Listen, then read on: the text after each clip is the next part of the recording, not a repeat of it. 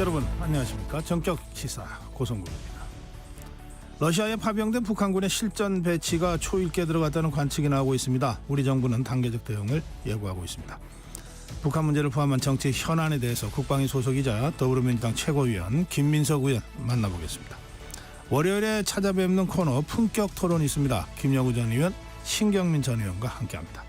한 주간 정치권 상황을 예상해보는 위클리 정치, 그리고 국내외 스포츠 소식을 담은 스포츠 먼데이도 준비되어 있습니다. 10월 28일 월요일 정격 시사 출발합니다. 네, 정격 시사는 유튜브 라이브로 생방송 함께 하실 수 있습니다. 문자 참여해 주십시오. 짧은 문자 50원, 긴 문자 100원입니다. 샵 9730으로 들어오십시오. 콩 어플 무료입니다. KBS 1라디오 채널 정치, 경제, 사회문화 각종 명품 컨텐츠가 지금 여러분을 기다리고 있습니다. 구독과 좋아요 그리고 좋은 댓글로 KBS 라디오와 여러분 함께 해주십시오.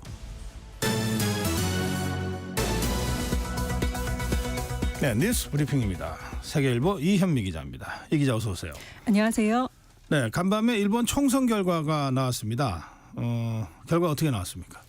네, 어제 치러진 일본 중의원 선거에서 오늘 오전 1시 40분 기준 야당이 235석을 차지하며 과반인 233석을 이미 넘었습니다. 의원내각제인 일본에서 1당인 자민당과 연립정부를 구성했던 공명당이 과반 확보에 실패하면서 일본 정계는 지금 소용돌이에 휘말리게 됐습니다. 일본 자민당은 민주당의 정권을 뺏겼던 2009년 이후 15년 만에 최대 위기를 맞았는데요. 의석수만 놓고 봤을 때 야당이 결집하면 정권 교체도 가능한 상황입니다. 네. 하지만 이번 총선에서 지역구 후보 단일화에도 실패한 야당이 단일 총리 후보를 내는 건 어려울 것으로 현재 언론은 내다보고 있습니다. 일단 자민당이 일당 지위는 지킨 만큼 더 많은 야당과 연정을 확대하거나 무소속 의원을 영입해 계속 집권할 가능성이 제기됩니다. 결론은 다음 달 열리는 특별국회에서 내려지는데요. 중의원 해산에 의한 총선거 이후 한 달 안에 소집되는 특별국회가 열리면 기존 내각은 총사퇴해야 합니다. 네. 한동안 일본 전국의 혼란은 불가피하게 됐고요. 이시바 총리는 취임한 지 이제 한 달도 안 됐지만 제대로 된 개혁 의지를 보여주지 않은 채 조기 중의원 해산을 강행한 점에서 책임론이 제기되고 있습니다. 네. 자민당의 앞날과 마찬가지로 이시바 총리의 거취도 안개 속에 빠진 상황입니다. 네, 미국 대선도 이제 8일 앞으로 다가왔는데 여전히 안개 속이라고 하죠. 네, 미국 대선 전 마지막 여론조사에서 해리스와 트럼프 후보는 48%대 48%로 동률을 기록했습니다. 뉴욕타임스와 시에나대의 조사였는데 뉴욕타임스는 이번 결과가 해리스 후보에게 조금 불리하다는 평가를 내놨습니다. 네. 해리스 후보는 지난 7월 선거에 뛰어든 이후 전국조사에서 트럼프 후보를 대체로 앞서왔는데 최근 추세적으로 트럼프 후보의 지지율이 상승하고 있기 때문입니다. 또 선거인단 제도를 택한 미국에선 두 후보의 지지율이 같으면 선거인단 구조상 보수당 후보에게 조금 더 유리하다고 합니다. 네. 미 대선 승부를 사실상 결정하는 7개 경합주에선 오차 범위 내에서 해리스 후보가 우세한 걸로 나오지만 여기서도 트럼프 후보의 상승세로 격차가 줄어들고 있는 것으로 나타났습니다. 그 이유에 대해 외신에선 해리스 후보가 낙태권이란 핵심 이슈의 강점을 보이고 있어도 지금 미국 유권자의 최대 관심 이슈가 무엇보다 경제고 그 다음이 불법 이민자 문제인데 여기에 트럼프 후보의 강점이 있다는 겁니다. 네. 또 전통적으로 민주당 후보를 지지해온 흑인 표심이 흑인 남성들의 경우 해리스에 대해 흔들리고 있는 상황입니다. 관건은 여론조사에 반영이 안 된 샤이 트럼프와 그리고 숨어있는 해리스 지지를 의미하는 히든 해리스가 얼마나 될지가 미 대선의 핵심 변수로 꼽힙니다. 네. 자, 정치권 소식 보겠습니다. 대통령 친인척을 감찰하는 특별감찰관 추진을 놓고 국민의힘 내부 갈등이 고조되고 있군요. 네, 여당 내에서 특별감찰관 추진을 놓고 친윤계와 친한계 갈등이 가라앉질 않고 있습니다. 특별감찰관 임명은 한동훈 대표가 김건희 여사 논란을 잠재울 해법으로 공론화시켰는데요. 다음 달 민주당 이재명 대표의 1심 결과가 나오기 전에 김 여사 논란을 풀어야 한다며 드라이브를 걸고 있습니다. 이에 대해 추경호 원내대표가 특별감찰관 임명은 원내 사안, 즉 원내대표가 키를 쥐은 사안이라며 제동을 걸었습니다. 특별감찰관은 민주당이 부담을 느끼는 북한인권재단 이사 추천과 묶어서 진행을 하자는 게 그동안의 국민의힘 협상 전략이었는데 이것만 단독으로 밀어붙여선 안 된다는 겁니다. 네. 추 원내대표는 국정감사 이후 의원총회를 열겠다고 예고했는데요. 다음 주 초 의총을 열 가능성이 거론됩니다. 민주당은 수사권이 없는 특별감찰관이 아니라 특검법을 수용하라며 압박하고 있습니다. 네. 네, 국민의힘과 민주당 오늘 양당 정책위 의장과 원내 수석 부대표가 국회에서 만난다고 합니다. 이게 그 민생 공통공약 협의회 출범을 위한 것인가요? 네, 국민의힘과 민주당은 오늘 양당 정책위의장과 원내수석 부대표가 이따가 오전 10시에 국회에서 만납니다. 양당의 공통 민생과제를 추진하는 협의기구를 출범시킬 예정인데요. 민생 부분에서 성과를 내려는 한동훈 대표와 이재명 대표의 의지가 반영된 행보입니다. 네. 인공지능과 반도체와 같은 경제제도약과 자산시장 밸류업, 국회의원 특검 폐지, 금투세 폐지 등이 협의의 안건으로 거론됩니다. 예. 자, 북한 파병 소식도 좀 알아보겠습니다. 러시아에 파병된 북한군이 격전지인 러시아 쿠르스크에 도착했습니까? 네, 러시아에 파병된 북한군이 격전지인 쿠르스크에 직결했다고 미 뉴욕타임스가 주말에 보도했습니다. 쿠르스크는 우크라이나군이 지난 8월 일부 영토를 점령한 러시아 지역으로 우크라이나 고위 당국자는 오늘까지 이곳에 북한군 5천 명이 모일 것이라고 전했습니다. 북한군은 우크라이나군을 몰아내기 위한 반격에 조만간 참여할 것으로 전망됩니다. 이런 가운데 북한 김정은 국무위원장의 측근 중 한 명인 김영복 조선인민군 총참모부 부총참모장이 북한군 부대의 총책임자 자격으로 최근 러시아에 입국했다는 보도가 나왔는데요. 네. 김 위원장이 자신의 측근을 파견부대 수장에 앉힌 건 북한과 러시아 간 군사협력을 강화하려는 의도라는 분석이 나옵니다. 이에 대응해 홍장원 국정원 1차장을 비롯한 우리 정부 대표단이 오늘 벨기에 나토 본부에서 열리는 북대서양 이사회에서 북한군 파병 동향에 대해 브리핑합니다. 우리 정부의 현지 모니터링단 파견과 우크라이나 지원 문제 등이 이 자리에서 논의될 것으로 보입니다. 네. 다음 경제 관련 소식 전해드리겠습니다. 어제 취임 2주년을 맞은 삼성전자 이재용 회장이요. 한국과 일본 자동차 그룹 총수를 만났습니다. 네, 이재용 회장은 어제 위기 돌파나 인적 쇄신에 대한 메시지 없이 정의선 현대차그룹 회장과 도요타 아키오 도요타그룹 회장을 만났습니다. 이 회장은 어제 별도의 취임 2주년 행사도 열지 않았는데요. 네. 최근 삼성 위기론이 나오는 상황에서 이 회장의 말에 업계 관심이 쏠렸는데 침묵을 지킨 겁니다. 네. 재계에선 다음 달 1일 삼성전자 창립 55주년 기념식에서도 메시지를 내지 않을 것으로 보고 있습니다. 이는 마누라와 자식을 빼고 모두 바꾸라고 선언했던 선대 이건희 회장의 리더십과는 다른 행보인데요. 이재용 회장이 삼성의 미래산업으로 공들이고 있는 전장산업, 즉 전기장치 사업과 관련해 현대차 도요타그룹 총수를 만나며 말 대신 성과를 우선하겠다는 메시지를 낸 것으로 해석이 됐습니다. 네. 삼성전자는 통상 12월에 진행했던 인사를 이르면 11월 말에 단행할 것이란 전망이 나오고요. 일종의 내부 감사인 경영 진단 작업도 현재 진행하고 있습니다. 삼성 내부에선 이 회장의 등기 임원 복귀와 과거 미래전략실 같은 컨트롤 타워가 필요하다는 의견도 나옵니다. 경영 진단 작업이 끝나면 어떤 형태로든 좀 정리된 입장을 내놓을 가능성은 있군요. 네, 다음 중동 소식 보겠습니다. 이스라엘이 지난 주말 이란의 군사시설에 대해 보복 공격을 감행했지 않습니까? 그런데 네. 그 이후 양측이 상황을 주시하고 있는 그런 형국이죠. 네, 이스라엘이 지난주 토요일 이란 수도 테헤란과 그 주변 군사시설에 미사일 공격을 가했습니다. 중동의 맹주끼리 맞붙는 거 아니냐며 우려가 커졌었는데 이스라엘은 즉각 모든 목표를 달성했다고 밝히며 추가 공격을 하지 않겠다는 걸 알렸고 이란도 절제된 어조로 내부 단속에 무게를 뒀습니다. 심지어 미국 인터넷 매체 악시오스는 소식통 전원을 통해 이스라엘이 이란 측에 공격할 대상을 미리 알려줬다고 보도했는데요. 일단 이스라엘이 이란의 원유나 핵시설을 공격하지 않은 것만 봐도 확전을 반대하는 미국 정부의 눈치를 본 것이란 분석이 나옵니다. 네. 이스라엘을 편드는 트럼프 후보가 되느냐, 확전을 반대하는 미국 민주당 정부가 재집권하느냐에 따라 이스라엘의 다음 행보가 결정될 것이란 관측이 나옵니다. 우리 정부도 어제 국가안보실이 안보경제 상황 점검회의를 열고 재해국민 보호 대책을 논의했습니다. 네, 오늘 여기까지 듣겠습니다. 뉴스브리핑 세계일보 이현미 기자였습니다. 감사합니다. 네, 전격 시사 듣고 계신 지금 시각 7시 30분입니다. 전격 시사 날씨 정보입니다. 현재 내륙은 희뿌연 안개 때문에 시야가 답답한 곳이 많습니다. 특히 전남 담양과 경북 상주의 가시거리가 100m가 채 되지 않고요. 그 밖에 내륙에도 시야가 200m 미만으로 좁혀진 곳이 많습니다. 교통안전에 유의하시기 바랍니다.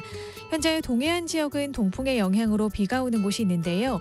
오후부터는 그 밖에 영남과 충북 남부에도 비가 시작되겠고요. 밤에는 전남 해안에도 비가 조금 오는 곳이 있겠습니다. 비는 밤에 대부분 그치겠지만 전남 해안은 내일 아침까지 이어지겠고요. 내일은 제주도에도 가끔 비가 오겠습니다. 비의 양은 강원 동해안과 산지에 10에서 60, 제주도는 5에서 40, 영남과 전남 해안은 5에서 10mm가 되겠습니다. 오늘은 전국이 가끔 구름 많다가 차차 흐려지겠고요. 동해안 지역엔 바람이 강하게 불겠습니다. 현재 기온 서울이 13도로 어제보다 조금 낮게 시작하고 있는데요. 낮 기온은 서울과 전주, 부산 21도, 대전 20도로 어제보다 조금 높겠고요. 동해안 지역은 강릉이 15도 등 어제보다 2에서 7도가량 낮겠습니다. 내일은 전국이 대체로 흐리겠지만 모레는 하늘이 맑아지겠습니다. 기온은 이번 주 내내 평년 수준을 웃돌겠습니다. 지금 서울의 기온은 13도입니다. 지금까지 날씨 정보의 조한일이었고요. 교통 상황을 KBS 교통정보센터의 이현 씨가 전해드립니다. 네, 월요일답게 일찍부터 많이 밀리고 있습니다. 이 가운데 서울 시내에서 유독 눈여겨보게 되는 길이 있습니다. 바로 영등포역 주변도로 상황입니다. 영등포 고가차도 철거 작업이 진행되고 있습니다. 이 때문에 고가차도 양방면이 어젯밤부터 전면 통제되고 있습니다. 경인로와 영등포로 신길로 등이 영향을 받을 것으로 보이는데요. 현재 경인로는 물레 고가차도에서 여의도 쪽으로 정체가 심합니다. 경인고속도로 서울 방향 부천에서 신월 쪽으로 가는데 30분 이상 걸리고 있습니다. 이 정체 원인은 서울시내 신월 여의 지하차도 안에 사고가 있어서입니다. 경부고속도로 서울 쪽 신갈 분기점 부근의 사고는 정리됐는데요. 기흥 부근부터 여파를 크게 받고 있습니다. 금토 분기점에서 반포 쪽으로 어렵습니다. KBS 교통정보센터였습니다.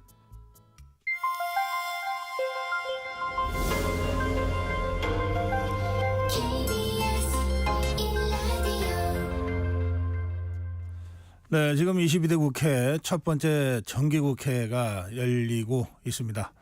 통상 정기국회는 국정감사와 예산 심의가 주요한 그 행사입니다.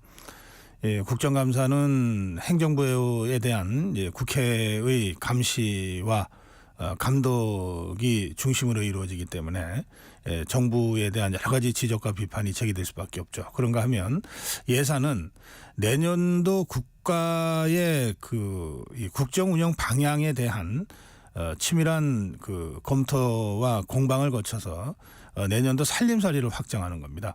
이제 정기국회 국정감사는 이제 마무리 단계에 들어와 있습니다. 국회 운영위원회 국정감사만 남겨둔 상태입니다.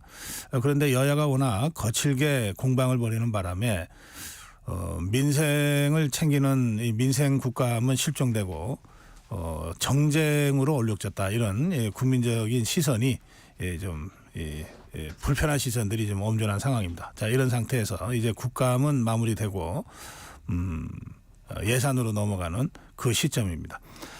이런 상황에서 야권은 그 김건희 여사를 겨냥한 이 장외 규탄 집회를 열겠다고 지금 예고하고 있는 상황입니다. 이 전국이 점점 가파르게 대치하고 더 거칠어가는 이런 상황입니다. 자, 이런 상황에서 예, 북한의 러시아 파병과 관련된 또 여야 공방도 새로운 이슈로 지금 뜨겁게 달아오르고 있습니다.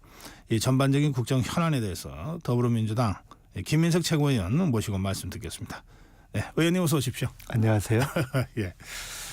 예, 이제 국정감사가 거의 끝나가는데 수석 최고위원이시니까 그 김민석 의원 개인의 국감도 국감이지만 그 더불어민주당 전반적인 국감 지휘도 하신 셈인데 어떻게 평가하십니까? 자평하신다면요. 네, 이번 국감의 최대 이슈는 뭐 꼭 의도해서가 아니라 자연스럽게 김건희 윤석열 정권 그중에서도 이제 김건희 이슈를 관련한 부분으로 다 초점이 모아졌고요. 각 상임위에서 다양한 이슈들이 펼쳐진 단계입니다.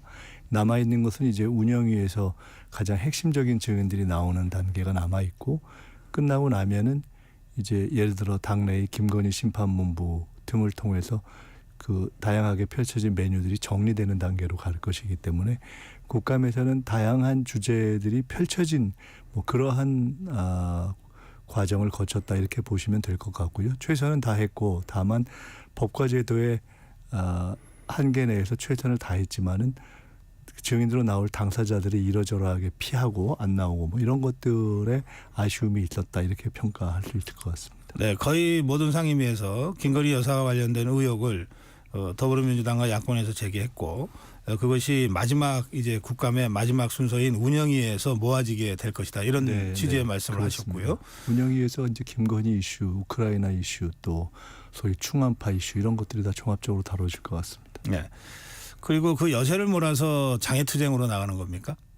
지금 장애투쟁을 예고해 놓은 상태인데요. 여세를 몬다 이런 것보다는 전체적인 국민적 어떤 관심과 정서의 단계가 종합적으로 국회 내에서만 담기에는 조금 어려운 상황이 돼서 국회 안과 국회 밖에서 동시에 같이 이것을 설명하는 그런 과정이 불가피한 시점인 것 같습니다. 네, 그러면 더불어민주당 지도부가 전부 장외로도 나가는 겁니까? 네, 과거에 이제 김대중 대통령께서도 늘 원내와 장외 투쟁을 적절하게 국민과 함께 병행하는 것이 필요한 시기가 있다 이렇게 말씀하셨는데 네.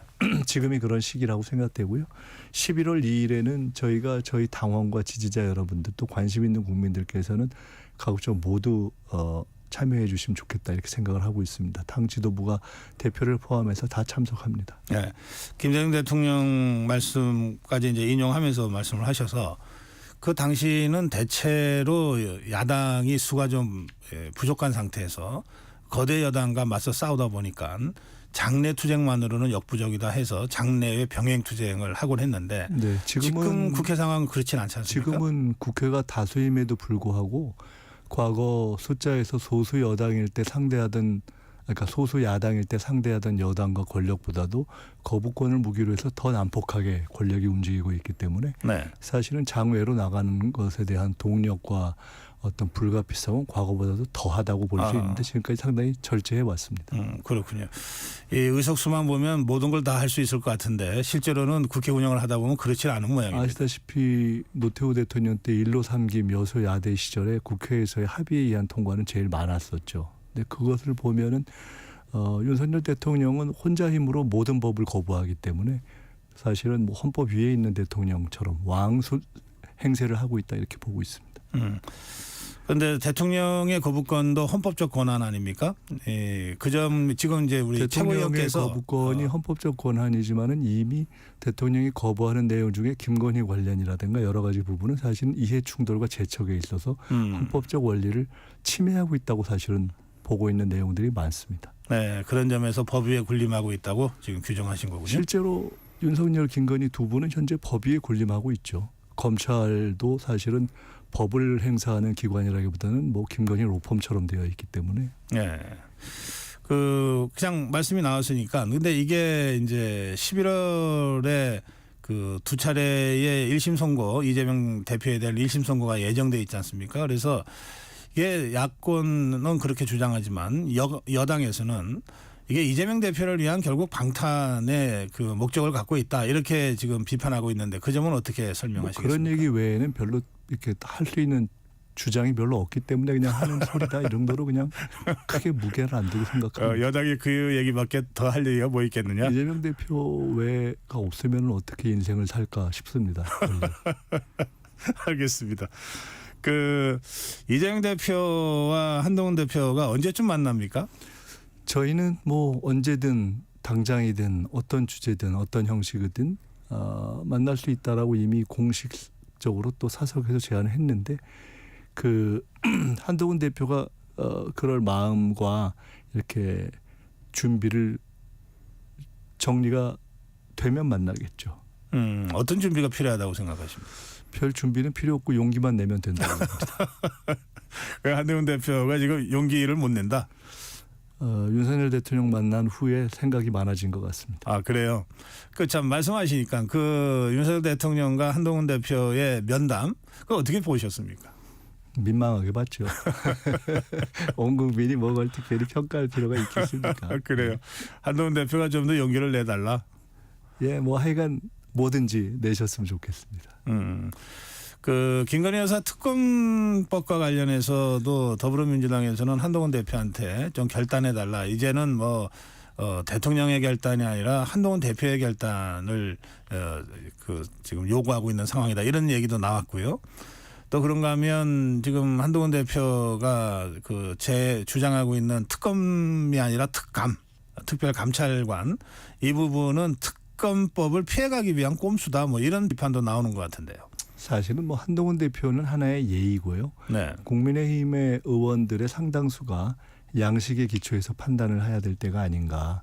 제가 농담처럼 요새 조선일보를 읽다 보면은 민주당 성명서 같다 이런 얘기를 하거든요. 그래요. 김건희 좀 아웃시켜라 이 얘기를 조선일보 등에서 그렇게 매일매일 하는데 제발 좀 읽고 그거라도 좀 따라하시라 이런 말씀을 국민의힘 의원들한테 말씀드리고 싶습니다. 한동훈 대표와 국민의힘 의원들 모두에게 하는 얘기다 이런 말씀이시고, 자 그런데 지금 말씀 중에 이제 김건희 여사를 아웃시켜라라고 하는 조선일보의 주장까지 인용을 하셨는데.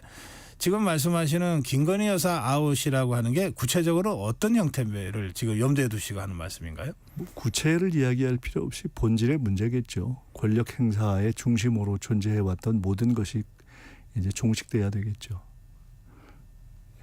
그것이 뭐 심어놓은 사람들일 수도 있고 본인의 권력 행사일 수도 있고 시찰 행위일 수도 있고 뭐 사실상 국민들이 또 언론이 넘버원이다. 뭐 심지어는 V0다. 이렇게 하고 있는 그런 권력의 존재 방식이 근본적으로 변하지 않으면은 사실은 현재 나라의 여러 가지 문제가 해결되기는 어렵다고 이렇게 보는 것이 대부분의 판단 아닌가 싶습니다. 예, 알겠습니다. 지금 북한이 러시아에 병력을 보낸 정황이 지금 이제 거의 확인이 됐죠. 북한도 사실상 시인한 것 같습니다. 이 문제는 이제 국방위원이시기도 하시니까 그 의원님 어떻게 보십니까? 근본적으로는 우크라이나 또는 이스라엘 뭐 하마스 이런 것과 관련해서 국제사회의 판단이라는 것이 있고요. 근데 또 국제사회가 판단하는 문제와 그 국제사회를 구성하는 각국이 어떤 식으로 행동하느냐의 문제는 별개겠죠. 우크라이나와 러시아의 관계나 전쟁에 대해서 비판적인 입장을 갖고 있는 미국이나 나토가 그에 대해 비판적인 입장을 가지고 있다고 해서 다 현재 전장에 직접 참전하는 것은 아니지 않습니까? 그러니까 참전이라든가 또는 그것을 유발할 수 있는 살상 무기 지원 그리고 그 영향이 한반도로 옮겨 붙을 수 있는 행위는 철저하게 분리해서 바라보는 것이 상식이겠죠. 초등학생의 상식이라고 보고요. 지금 문제가 되고 있는 것은 러시아 우크라이나 전쟁의 본질에 대한 평가의 문제가 아니라 그것을 한반도로 불길을 옮겨 붙으려고 하고 있는 계획을 음모하고 있었음이 드러나서 문제가 된 거 아니겠습니까? 그렇기 때문에 러시아와 우크라이나 전쟁 문제 또는 북한의 파병 문제에 대한 평가는 평가대로 하고 또 그것을 정권이 왜 국내에서 김건희 생존에 이용하려고 하는가? 이 문제는 별개로 판단해야 된다고 봅니다. 저희는 그 부분에 대해서 지적하고 있고요. 국민들도 다 그것을 걱정하고 있다고 생각합니다. 일단 판단과 그 행동을 조금 차원을 달리해서 보자. 그럼 판단에 대해서는 윤석열 대통령과 윤석열 정부가 판단하고 있는 것과 크게 다르지 않습니까? 엄격한 정보 판단과 그다음에 가치 평가의 문제는 별개의 그건 토론의 영역이라고 보고요. 네. 저희는 이미 우크라이나의 러시아의 어떤 침범 이런 부분에 대해서는 누차 비판을 초기부터 해왔고 네. 북한의 파병설이 나왔을 때부터도 그것에 대해서도 계속 비판적 입장을 공개적으로 천명해 왔습니다.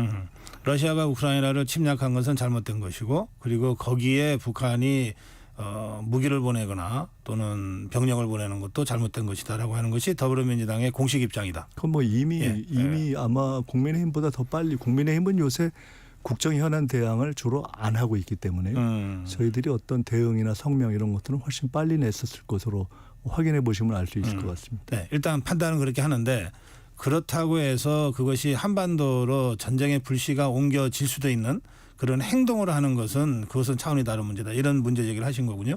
아니 그 미국 국민들이 러시아나 또는 이스라엘에서 어떤 일이 있다고 해서 우크라이나에서 어떤 일이 있다고 해서 자유롭게 비판하고 목소리를 내지만은 그렇다고 해서 바로 파병이나 살상무기 지원에 동의하는 건 아니지 않습니까? 네. 그건 뭐 모든 나라가 마찬가지고 더구나 우리처럼 현재 전쟁이 잠시 휴전되어 있는 그런 상태에 있는 상황에서는 훨씬 네. 더 당연한 것이고 그것이 역대 보수와 진보를 떠난 모든 정권들이 지켜온 원칙이라고 생각합니다. 네.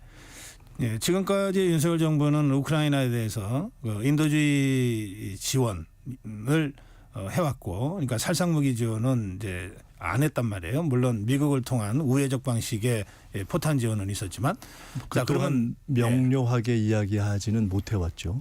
예, 그 지금까지의 그 행동에 대해서는 그럼 어떻게 평가하십니까? 그 부분에 대해서는 저희가 인도적 지원 외에는 그 신중해야 된다는 입장을 일관되게 견지해 왔습니다. 예, 그래요. 그 살상무기 또는 포탄의 지원도 명료하지 않은 국회의 동의나 이런 것들을 구하지 않은 사실상의 우회적 방식에는 그것은 적절하지 않다는 제기를 해왔고 네. 그런 부분에 대해서 그렇기 때문에 정부에서도 그동안에는 그런 방식에 대해서 명확하게 인정하지 않는 NCAD 방식을 취해온 것으로 알고 있습니다. 예. 근데 그런 상황에서 이제 한교 의원이 신원식 안보실장한테 보낸 메시지가 이제 공개되면서 이게 파장이 일고 있는데 그 부분에 대해서 어떻게 판단하십니까? 제가 그날 공방이 있은 이후에 한교 의원을 엘리베이터 앞에서 만나서 애쓰셨다고 나라를 구하셨다고 쓸데없는 문자를 보내서 이것이 다 노출되는 그 정권에서는 좀 싫어할 것 같다고 제가 말씀을 드렸는데요. 이것은 뭐 한교 의원의 제안해서 뭐 신원식 실장이 답하고 뭐 이런 것이 아니고요. 그 문자를 보시면 알겠지만 어떤 이야기를 했더니 그에 대해서 긍정하고 이미 대회의를 했다. 그리고 그렇게 될 거다라고 얘기하는 것에서 한교 의원의 제안과는 별개로 이미 하나의 흐름과 계획이 진행되고 있었다는 것이 노정된 사건입니다. 그렇기 때문에 저희들이 이와 관련된 비상대책회의가 언제 어떻게 누가 관련해서 있었는지를 밝혀라라고 얘기하는 것이고 국회의 동의를 받지 않고 하게 되면은 예를 들어 의무병을 파견해도 파병이고 군대 규모 뭐 3명을 하든 어떻게 해도 그것도 파병이기 때문에 분쟁 지역 전장에 파병하는 것은 엄격하게 국회의 동의를 받게 되어 있는데 그것을 동의를 얻지 않은 상태에서 보낼 것을 전제하고 어떤 행위가 이루어졌다면은 다 불법이죠. 지금 국방부 장관은 그 한교 의원과 신원식 실장 간의 개인적 대화였다. 그리고 정부는 전혀 그런 입장이 아니다. 그리고 안보실장하고 저 국방위원장을 지낸 여당 국회의원들이 다 공인이 아닌 나라면 우리나라는 참 굉장히 자유로운 민간 국가가 될 것 같습니다. 그래서 이 여권에서는 이게 아니면 말고식의 음모론 제기를 김민석 의원이 했다. 그게 뭐 북한에 대한 규탄을 먼저 해야지 왜 자꾸 윤석열 정부를 공격하냐 이런 입장인데요. 말씀드렸지만 북한에 대한 입장과 입장 천명은 국민의힘보다 저희가 훨씬 먼저 했고요. 지금 이제 그렇게 나오는 것은 사실은 이 사안 자체가 워낙 중하고 거의 디펜스 불가의 상황이기 때문에 국민의힘과 정권에서 저렇게 하는 것이라고 봅니다. 사실은 굉장히 난감한 상황일 거라고 보고 있습니다. 지금 아마 원래대로라면은 이 내용을 가지고 그대로 추진하고 국회에 개원식 때도 안 오던 대통령이 와서 어떤 빌드업을 한 후에 파병 요청도 하고 뭐 이렇게 하는 것으로 아마 분위기 잡으면서 김건희 이슈를 대략 킬하는 것으로 페이드아웃 시키는 것으로 생각을 했을 것 같은데 이 문제에 대해서도 저희들이 그러한 음모가 진행되고 있는 것으로 판단한다라는 문제 제기를 하니까 국회에 오는 것조차 지금 주춤주춤하고 있어서 굉장히 어설픈 행보가 계속되고 있다 이렇게 보고 있습니다. 윤석열 대통령이 국회에 오는 문제는 시정연설 때문인 거죠. 예산안 설명. 네. 원래는 윤석열 대통령이 국회에 와서 하기로 돼 있었습니까? 정상적이라면 하기로 되어 있다 아니다를 떠나서 개원식 때도 오고 시정연설 때도 오는 것이 민주적인 대통령의 통상이죠. 근데 뭐 별로 민주적인 대통령이 아니기 때문에 이러저러한 이유를 들어서 그간에는 본인을 비판하니까 그런 국회에 안 오겠다 이렇게 했는데 본인에 대한 비판이 훨씬 강해져 있는 지금 최근에 이제 온다 소리가 나왔던 적이 있기 때문에 저희는 그 이유를 아마 그러한 진행되고 있던 음모의 빌드업 차원이다 이렇게 보고 있습니다.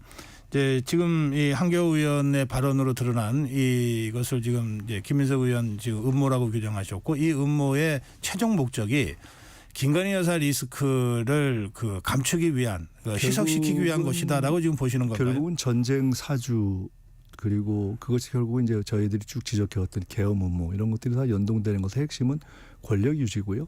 아주 심플하게 생각한다면 결국은 역지사지를 해보면 되는 것인데 지금 권력의 중심인 김건희 여사의 머릿속엔 뭐가 있겠습니까? 감옥 가기 싫다. 이것이 모든 문제의 본질이다 이렇게 보고 있습니다.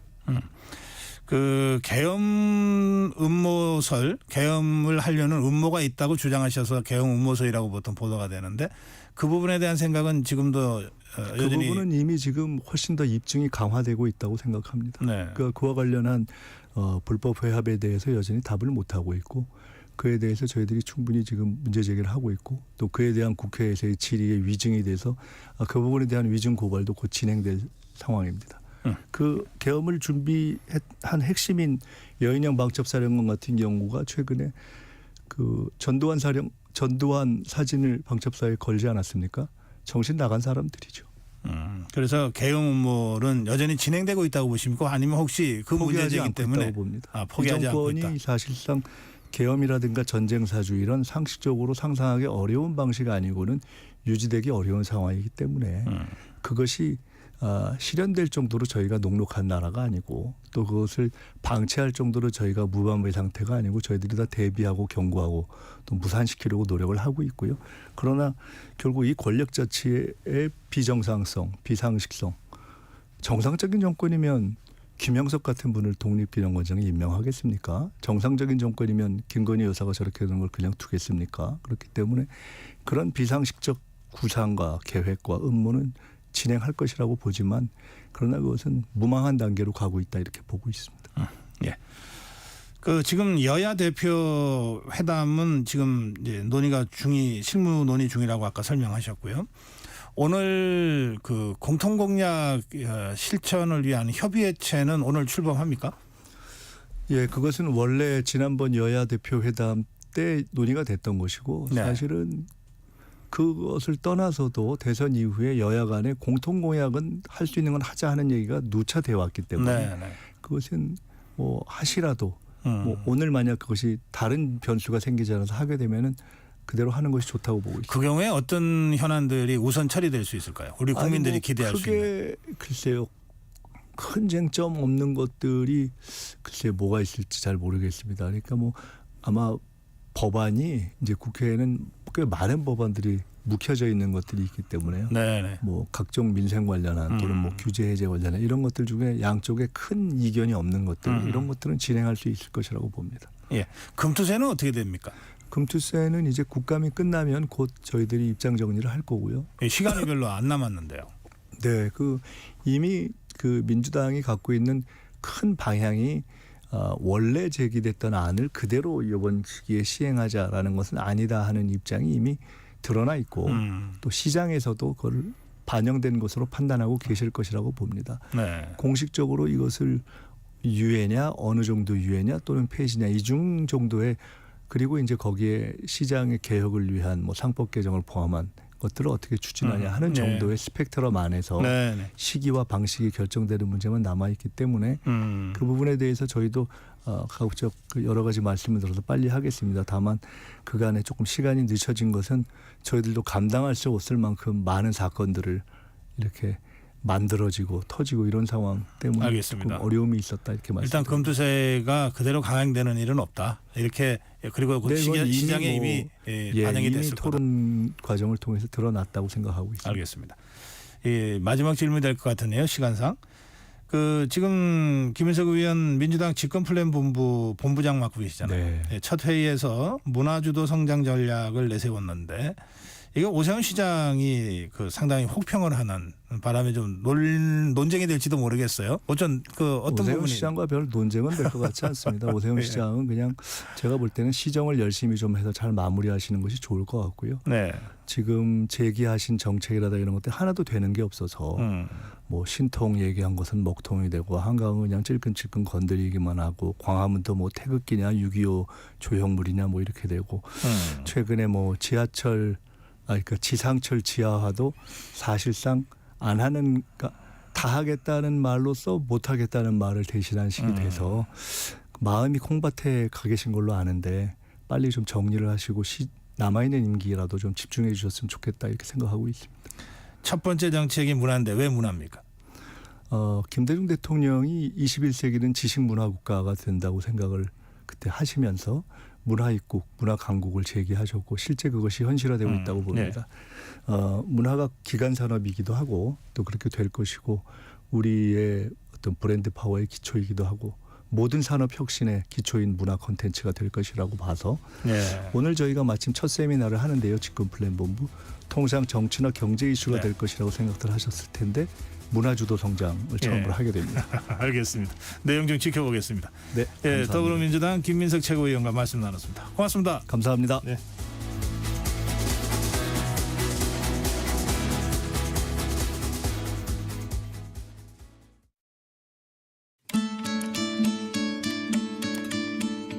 KBS 라디오 기후위기 대응 캠페인 지구를 네, 안녕하세요. 기후캐스터로 활동하고 있는 정주희입니다. 올해 8월에 미국의 기후운동가들과 소통할 수 있는 소중한 기회가 있었는데요. 제가 업로드하는 영상마다 네가 그렇게 애써봤자 미국이 움직이지 않으면 의미가 없다. 이런 댓글이 종종 달렸었어요. 그런데 제가 직접 가서 확인해본 미국은 음수대가 곳곳에 보급화되어 있어서 시민들의 텀블러 문화가 굉장히 일상적이었고요.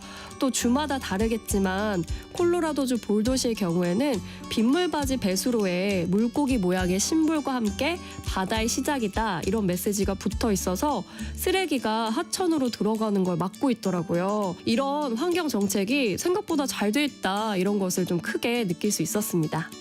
메이저리그 슈퍼스타 오타니 쇼헤이 선수가 평소 쓰레기를 줍는 습관을 가지고 있대요. 그는 쓰레기를 다른 사람이 무심코 버린 운이다 라고 표현을 했는데요. 제가 그 인터뷰를 보고 굉장히 큰 영감을 받았어요. 사람들이 쓰레기를 줍고 그게 진짜 행운으로 돌아온다면 온 세상이 깨끗해지겠다 이런 생각이 들더라고요.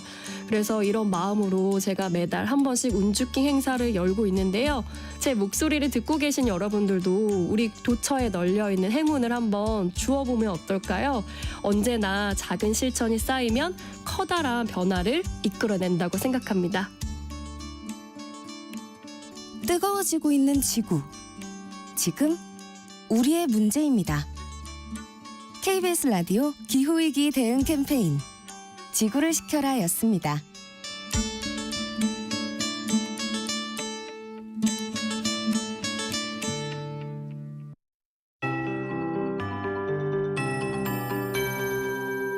KBS 58분 날씨. 월요일 아침 출근길입니다. 현재 내륙을 중심으로 안개가 자욱한 곳이 많아 시야 확보가 어렵습니다. 특히 경기도 시흥과 경북 상주의 가시거리가 80m 등 100m가 채 되지 않은 곳들이 많으니까요. 차간거리 넉넉히 확보하시기 바랍니다. 오늘 전국에 구름 많다가 차차 흐려지겠는데요. 현재 강원 동해안과 경북 북부에는 비가 오는 곳이 있습니다. 비구름대는 점차 남쪽으로 이동하면서 오후부터는 그 밖에 영남 지역, 밤에는 전남 해안에도 비가 내리는 곳이 있겠습니다. 비는 밤에 대부분 잦아들겠지만 전남 해안은 내일 아침까지 이어지겠고요. 내일 제주도에도 가끔 비가 오는 곳이 있겠습니다. 비의 양은 강원 동해안과 산지에 10에서 60, 제주도는 5에서 40, 영남 경남과 전남 해안은 5에서 10mm가 되겠습니다. 오늘은 동해안 지역에, 내일은 남해안과 제주도에 바람도 강하게 불겠습니다. 현재 기온 서울이 13.1도로 평년 기온보다 높게 시작하고 있는데요. 한낮에도 평년 이맘때 수준을 웃돌겠습니다. 서울과 전주, 부산 21도, 대전 20도로 어제보다도 조금 높겠고요. 동해안 지역은 강릉이 15도 등 어제보다 2에서 7도가량 낮겠습니다. 내일은 전국이 대체로 흐리겠고 모레는 하늘이 맑아지겠습니다. 기온은 이번 주 내내 평년을 웃돌겠습니다. 현재 서울의 기온 13.1도입니다. 조하늘입니다.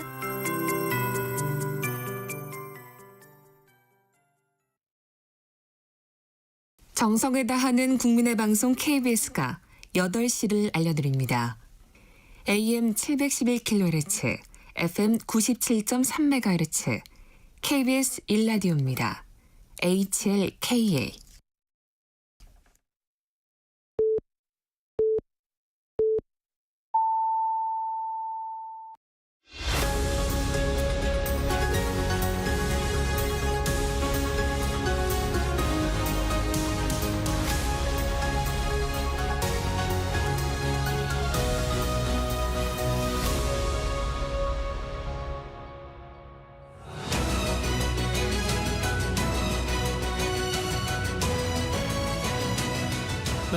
네, 매주 월요일입니다. 매주 월요일 정치 현안을 품격 있게 토론하는 품격 토론입니다. 네, 김영우 전 의원 나오셨습니다. 안녕하세요. 신경민 전 의원 모시겠습니다. 네, 안녕하십니까. 예. 국민의힘에서는 지금 특별감찰관 도입 문제를 놓고 그 당내가 굉장히 어수선하고 소란스럽습니다. 이게 뭐 권한이 어디 있느냐부터 해서 표대결로 가냐 마냐까지 돼 있는데 김영우 의원님. 이게 만약에 표대결로 가면은 큰일이죠. 왜냐하면 이제 다른 사안도 아니고 이런 게 표대결로 가면은 결국은 당이 굉장히 분열될 요소가 있습니다. 그래서 이제 과거에도 이제 중요한 사안이 있으면 뭐 의원 한 사람 한 사람 다 나와가지고 자기 의견 발표하고 그리고 이제 또 원내대표 또 당대표가 쭉 배경 설명도 하고 하면서 결국은 하나로 모아가는 게 그게 정답이죠. 이게 뭐 비슷하게 만약에 표가 갈렸다. 그러면 정말 심리적인 분당이고요. 그리고 이게 특별감찰관 찬성하는 쪽이 많든 또 그 반대로 적든 굉장히 그 힘들어지는 거죠. 당내 의원들이 앞으로. 그래서 그것은 표대결로 가지 말아야 된다라는 생각을 하고요. 경험상. 지금 아마 한동훈 대표의 입장은 그런 것 같습니다. 그 윤석열 대통령하고 김건희 여사 문제를 푸는 문제에 있어서 입장이 확연히 달라요. 지난번에 확인을 한 것 같고 회동 때. 그래서 결국은 지금 이대로는 아마 안 되겠다라고 하는. 그러니까 김건희 여사의 어떤 이슈가 워낙 이 전국에 있어서 압도적이니까 모든 걸 덮는 이슈가 되다 보니까 이 야당의 특검만은 안 된다. 특검을 좀 막아내면서도 여당이 그나마 김건희 여사 문제를 조금 정면 돌파하는 그 하나의 수단이 특별감찰관제라고 생각하는 것 같아요. 왜냐하면 야당이 지금 노리는 것은 김건희 여사 특검을 통해서 대통령을 탄핵하겠다고 하는 게 이제 여실히 보이지 않습니까? 계속 장애투쟁도 하고 있고 그런 거 보면은 결국 여당이 특별감찰관제를 먼저 꺼내므로 해가지고 좀 주도권을 잡겠다 하는 그런 어떤 전략인 것 같아요. 네, 신경민 의원님. 지금 상황으로 보면은 특감은요. 업무 대상 범위가 주로 미래에 관련된 겁니다. 물론 과거 것도 할 수는 있죠. 그런데 주로 미래에 관련 거예요. 일단은 특감은 특검하고 뭐 글자 획수 하나 차이지만 엄청난 차이가 있다는 거 하나 얘기를. 그러니까 특검에 대안은 못 된다 이런 취지의 그렇죠. 말씀이신 거죠? 근본적으로 대안은 못 되지만 이게 야당 쪽에서 주장하는 겁니다. 금방 지금 김 의원이 말씀하셨듯이 특감이라도 해야 특검을 막을 수 있는 최소한의 방패가 될 수 있다라는 이제 어떤 전술 전략이죠. 그건 알겠어요. 그런데 이것을 지금 툭 던졌는데 뭐 표대결을 하네, 뭐 권한이 당대표한테 있느니, 뭐 아니 원내대표한테 있다느니 지금 이러고 있거든요. 그러니까 지금 어떻게 보면 철저하게 상황 인식이 지금 안 돼 있는 상황이기 때문에 민주당 입장이나 야권 입장에서 봤을 때는 그냥 즐기고 있으면 되고 있는 상황인 것 같아요. 근데 특검은 민주당 입장이나 야권의 입장에서 봤을 때는 불가피합니다. 왜 그러냐면 10월 국감이 결국은 김건희 여사의 어떤 페스티벌이 될 거다라고 제가 9월 달에 예고를 한번 한 적이 있는데 결국은 그렇게 됐잖아요. 지금 이렇게 쭉 정리를 해보니까 김건희 여사의 혐의가 한 30가지 정도로 지금 벌써 정리가 돼 있어요. 그렇게 따지면 점점 늘어나요. 하루가 지나면 하나씩 더 늘어나고 새로운 폭로도 늘어나고요. 지금 주말에 벌써 그 당시 윤석열 캠프에 있었던 전략실장, 조정실장이라는 신 교수라는 분이 지금은 민주당으로 넘어와 있습니다. 이분이 미래한국연구소 여론조사를 대선 당일날까지 봤다 이렇게 폭로를 해버렸거든요. 그러니까 이 얘기는 뭐냐면은 지금까지 여권이나 대통령실에서 얘기했던 설명은 전부 거짓말이다라는 걸 보여주는 거거든요. 지금 폭로가 하루에 하나씩 나올 정도로 많습니다. 지금 현재 언론 매체의 상황이 그렇거든요. 이걸로 봐서 특감을 가지고 이렇게 뭐 서로 싸우고 있는 모습은 야권 입장에서는 어떻게 보면 야 지금 저 사람들이 저렇게 상황 인식이 안 돼 있단 말이야 하는 것을 보여주는 겁니다. 지금 대통령실도 그렇고 여권도 그럴 때는 아닌 것 같은데 너는 상행선 나는 하행선 상황인 것 같아요. 네. 이게 이제 11월 그러니까 내일 모레 이제 11월이 되는데 11월이 되면은 국면이 또 변화가 와요. 그러니까 결국 이재명 당대표의 그 1심 선고가 이제 2개나 있기 때문에 이런 상황에서 이재명 대표도 지금 굉장히 급하죠. 그러니까 지금 명태균이다 아니면 김건희 여사다 이런 의혹 아직까지는 뭐 이제 의혹 수준이죠. 뭐 30개 말씀을 하셨습니다마는 이게 정말 결정적으로 김건희 여사가 누구누구 공천 받게 해달라 내지는 명태균 씨하고 또 그런 어떤 통화를 했든지 문자가 오갔으면 이제 그런 게 폭로가 된다면 그거는 엄청난 이제 후폭풍이 있을 텐데 아직까지 그 단계는 아니고 근데 이것이 11월 가면은 1심 선고가 만약에 이재명 대표한테 굉장히 그 중형 내지는 뭐 의원직 박탈이라든지 이런 게 선고가 되면 이제 민주당도 한번 그 내홍 내지는 그 회오리 바람이 한번 불 것 같아요. 이런 상황에 대비하기 위한 것이 이제 민주당의 장외투쟁이고 김건희 여사 무조건 특검이고 그 특검을 징검다리 삼아서 대통령 탄핵일 겁니다.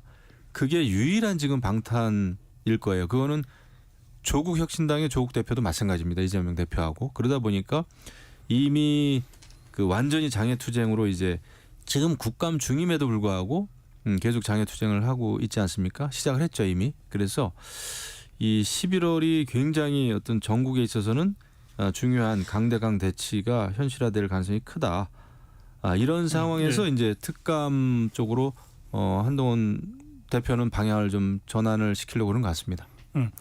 이 국정감사는 뭐 어쨌든 이 정부 여당이 그 감사를 받는 처지이기 때문에 그 윤석열 정부와 윤석열 대통령에 대한 공격 또 김건희 여사에 대한 공격이 모든 상임위에서 여러 가지 형태로 제기될 수밖에 없었고 그것이 이제 11월 1일입니까 운영위원회에서 그렇죠. 이제 그 뭐 총결된다 그럴까 하여튼 지금 야당은 되게 그렇게 지금 전략을 짜고 있는 것 같고요. 그걸 가지고 그렇죠. 뭐 여세를 몰아서 장애투쟁으로 간다 지금 이런 계획 아닙니까?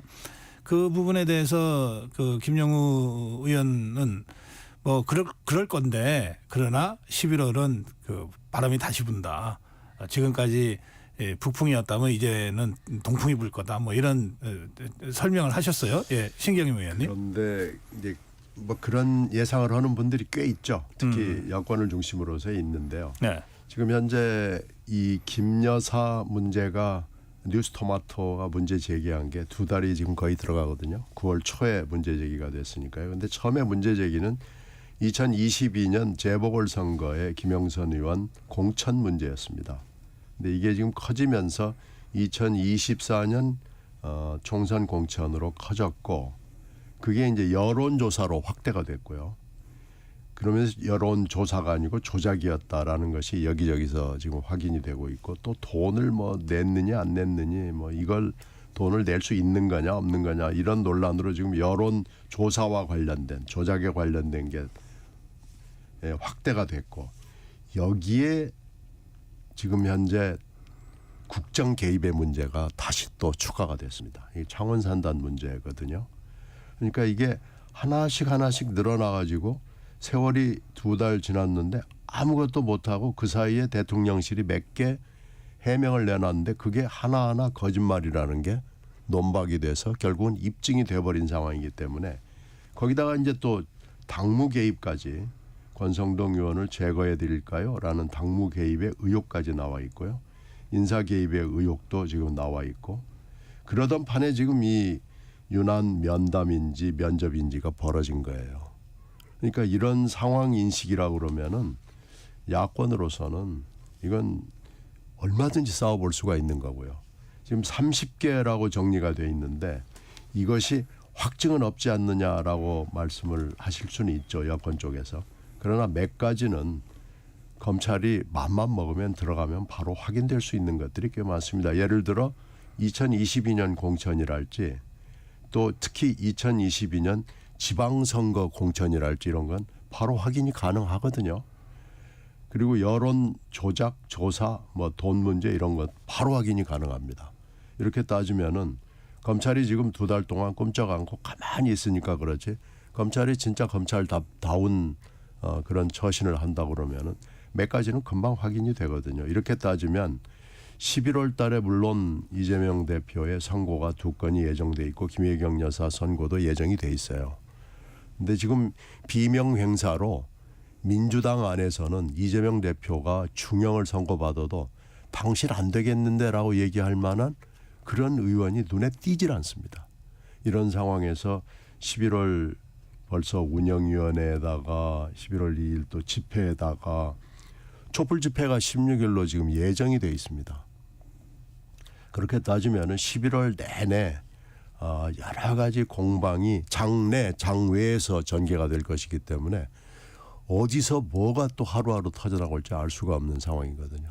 그래서 이렇게 따지면은 그렇게 지금 뭐 권한이 원내대표에 있느니 표대결을 하느니 마느니 하고 있는 것은 야권 입장에서는 재미있어요. 그렇게 가면은 이재명 대표 재판이 있다 하더라도 네. 이재명 그 대표의 사법 리스크가 김건희 여사 리스크를 덮지는 못할 거다 지금 이런 취지의 주장이 있어요. 그걸 이제 문제 제기를 원내에서 특히 원내에서 해줘야 되는데 원내에서 그럴 만한 얘기를 할 수 있는 용기를 가진 사람이 과연 누가 있을까? 저는 좀 의문이 듭니다. 이제 이런 이제 상황에서 지금 이 국민의힘이 우선 그 특별감찰관 뭐 그게 대안이 되건 안 되고는 또 다른 차원의 문제지만 당 대표가 특별감찰관을 주요 이슈로 지금 치고 나온 상황이라 이 문제를 어떤 형태로든 먼저 처리를 해야 되지 않겠습니까? 이걸 시간을 길게 끌고 갈 수는 없잖아요. 이게 김영우 의원은 이거 표결로 가면 큰일 난다고 말씀하셨는데 우선 신경민 의원부터요. 이거 어떻게 처리될 것 같습니까? 표결로 가면은 뭐 보게지는 수순으로 간다고도 볼 수 있죠. 아마 20대, 20대, 60이 될 텐데 60이 이게 이제 중도파들 아니겠어요? 이 60이 어디에 편을 쓰느냐 하는데 결국 이 60은 여론의 영향을 받지 않을 수가 없습니다. 이 60은 아마 60이 이제 친한과 친윤 둘로 입장을 정할 수밖에 없을 텐데 네. 표대결을 하면은 아슬아슬하게 되거나 안 되거나 둘 중에 하나가 되고 그렇게 되면은 국힘당은 뭐 갈라지는 소리가 날 수밖에 없습니다. 네. 제가 볼 때 만에 하나 표대결로 가면은 저는 특별감찰관제 찬성 쪽이 많아질 거예요. 왜냐하면 특검은 받아들이기 힘듭니다. 특검 만약에 김건희 여사 특검으로 간다면 특검이라고 하는 것은 압수수색을 해야 되고 이런 문제가 있어요. 그다음에 그거는 또 여러 가지 공천과 관련된 것은 또 국민의힘 당사에 대한 또 압수수색, 당시의 공천관리위원장 위원들 또 많은 현역 의원들, 그러니까 모든 이런 그 수사, 압수수색 이런 거를 하게 되면은 이거는 뭐 감당할 수가 없는 거죠. 그리고 공천이라고 하는 거는 정말 그 정치권에서 이루어지고 있는 공천 때마다 그런 거는 정치적인 어떤 협의나 토의나 합의나 이런 게 수없이 많거든요. 그런 걸 다 조사할 수는 없다고 봅니다. 저는 실질적으로. 그런 면에서 특검은 이거는 단순히 대통령 탄핵을 위한 그 판깔기다라는 생각은 듭니다. 그래서 그것 때문에 한동훈 대표는 그걸 아는 거죠. 특검으로 가면 국정 운영이 안 된다. 국정 운영에 너무나 큰 부담이 되기 때문에 그거보다는 특감이 특별감찰관제 도입이 필요하다. 그거는 또 문정부 5년 동안에 하지 않았던 일이고 그거는 이제 민주당하고도 좀 차별화되는 거죠. 그리고 지금 야당이 이제 촛불 집회를 한다고는 하는데 제 느낌에는 그 촛불을 든 당사자들, 그러니까 민주당이 됐든 조국혁신당이 됐든 이렇게 뭐 떳떳하거나 깨끗한 정치 세력이 아니라는 생각을 하는 거예요. 다 사법 리스크가 있는 정치인들이고 하다 보니까 그 촛불에 어떤 힘이 아직 안 실리는 것 같습니다. 2016년하고는 조금 양상이 달라요. 제가 볼 때 일반 시민이나 뭐 일반 어떤 뭐 학생이나 일반 뭐 직장인이나 뭐 이런 분들이 참여하는 촛불 집회는 아닌 것 같습니다. 제가 볼 때 아직까지는 정치적인 정치권에서 일어나고 있는 이벤트인 것 같아요. 그래서 이게 이제 지금 이제 뭐 신경민 의원님은 조금 다르게 생각하시지만 막상 이재명 대표도 중형을 선고받든지 1심이라도 아직까지는 그 내부에 다른 이견을 이야기하는 정치인들이 없지만 저는 분명히 그 변화가 올 가능성도 있다 생각을 합니다.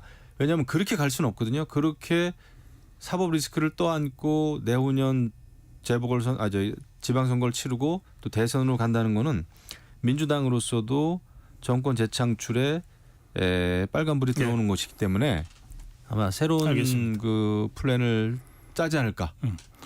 조금 이 작은 주제로 보일지도 모르지만 저는 굉장히 또 중요한 이건 한 번은 짚고 가야 될 주제가 그 북한인권재단 문제인데요. 네. 이게 지금 이제 이게 특별감찰관 때문에 갑자기 그 사이드로 튀어나와서 별것 아닌 것처럼 간주되고 있는 게 저는 조금 안타깝습니다.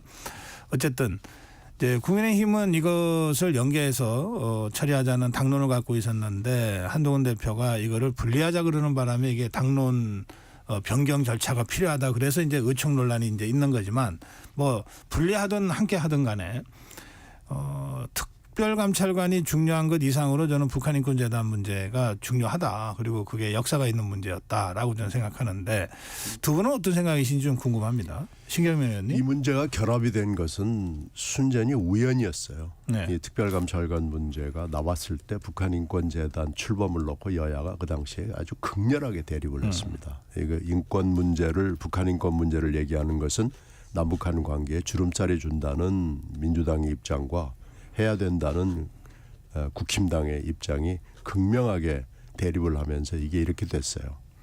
그러면서 이게 당론으로 된 게 아니고 그 당시에 여야 원내 대표단의 책략으로 이게 링크가 된 거예요. 네. 이건 당론하고는 상관없습니다. 이제 하여튼 여야가 앉아서 뭐가 잘 안 되거나 하면은 연계해 버리잖아요. 갑자기 뭘 하나 갖다가 묶어놔요. 그걸 딱 묶어놓으면 이게 바로 하나씩 묶어놓기 때문에 이게 진행이 안 되거든요. 그런 어떤 원내 전략, 책략적 차원에서 이뤄진 것이고요.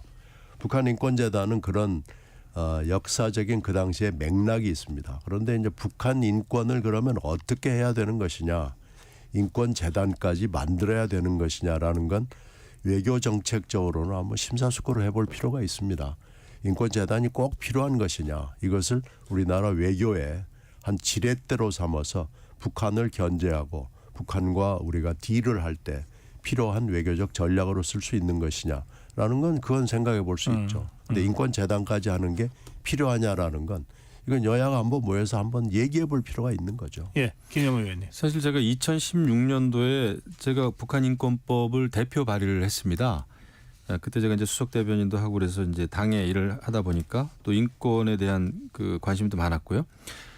북한인권재단의 이사는 법을 지키는 차원의 문제고 그건 당연히 해야 되고 이거는 어떤 다른 사안하고 연계하고 말고 자시고도 없이 해야 되는 겁니다. 북한 인권을 생각한다면 이거는 법이 통과가 됐고 대외적으로도 그렇게 통과가 됐고 우리가 유엔에도 우리가 어떤 이 법안 발의의 어떤 취지 이런 게 다 설명이 됐고 그래서 이거는 국내 어떠한 정치적인 사안하고 연계될 필요도 없이 당연히 해야 된다. 그리고 이제 특별감찰관 제도는 이거는 정말 이것도 해야 되는 거죠. 이것도 윤석열 대통령도 공약이었고 또 지난 정권에서도 문재인 대통령도 못했지만은 이거는 저는 해야 되는 문제다 생각을 하고 앞으로 또 여태까지 있었던 일도 중요하지만은 이것이 갖는 의미가 있거든요. 대통령과 대통령 친인척 그 사촌 이내까지는 평상시에 감찰이 가능한 거기 때문에 이거는 앞으로를 위해서도 저는 해야 된다 이렇게 생각합니다. 연계할 문제가 아니다 이렇게 제가 생각합니다. 하나만 덧붙이면 매년 유엔 인권위원회에서 북한 인권 문제를 놓고 결의안 표결이 있거든요. 우리나라는 이걸 일관되게 기권을 해왔습니다. 그런데 이제 이때가 되면 북한이 우리한테 와서 사정을 해요. 이게 북한이 우리한테 와서 일부러 적극적으로 접근해가지고 얘기하는 거의 유일한 시기예요. 그러니까 이걸 어떻게 보면 북한 인권 문제라는 게 굉장히 외교적인 도구가 될 수 있고 전략이 될 수 있는 겁니다. 그런 점에서 봤을 때는 이걸 외교의 차원에서도 접근을 해야 되고 인권의 차원에서도 접근을 해야 되고 그러거든요. 이 북한 인권위원회 표결에 보면은 서방에서 인권을 중시하는 나라는 이건 고민하지 않고 바로 찬성합니다. 그러니까 그런 점을 우리가 좀 참고해야 됩니다. 좀 전략적인 접근이 필요하다 이런 취지의 말씀이십니다. 자, 어쨌든 이게 뭐 연계되든 독자적으로든 그게 김영우 의원은 이거는 무조건 당연히 해야 될 일이라는 것이고 신경민 의원은 조금 전략적으로 함께 봐야 될 부분들이 있다. 이런 말씀으로 마무리하겠습니다. 자, 그런데 또 북한 이슈가 이상하게도 불거졌어요. 한교우 의원과 신원식 국가안보실장 사이에 주고받은 메시지가 드러나면서 아까 조금 전에 김민석 최고위원도 나와서 이게 뭐 마치 정말 전쟁을 유도하는 것 같은 이런 의혹이 있다 이렇게 문제 제기하고 왔는데 김영우 의원 이 상황은 어떻게 보십니까? 북한하고 러시아는 군사 동맹을 맺었습니다. 군사 조약을 체결했고 그런 차원에서 북한이 파병까지 했어요. 엄청난 일입니다. 이것이 앞으로 한반도 안보 상황에 가져올 영향은 굉장히 큰 거고 무시무시한 거거든요. 이제 이런 상황에서 이제 북한에 대해서 우리가 어떻게 대처할 것인가라는 큰 틀의 문제가 일단은 하나 있고요. 이번에 한기호 의원이 신원식 실장한테 메시지 주고 받은 것 같아요. 저는 뭐 국정원 차원에서라면 충분히 있을 수 있는 문제다 생각을 합니다. 북한이 지금 파병까지 하는 상황에서 우리가 이걸 남의 일이다, 외국에서 벌어지는 전쟁이다라고만 한가하게 생각할 일이 아니거든요. 그렇기 때문에 그런 차원에서 아마 여러 가지 수를 지금 아마 내부적으로는 짜내야 될 그런 상황이 아닌가. 그래서 지금 이제 나토에 가서 회담도 한다고 그러죠. 국정원에서 여러 가지 정보 회의를 한다 그럽니다. 시찰단이 가죠. 예. 그러니까 그런 차원에서 여러 가지 대응과 정보 분석과 정보 수집 이런 게 이제 일어날 겁니다.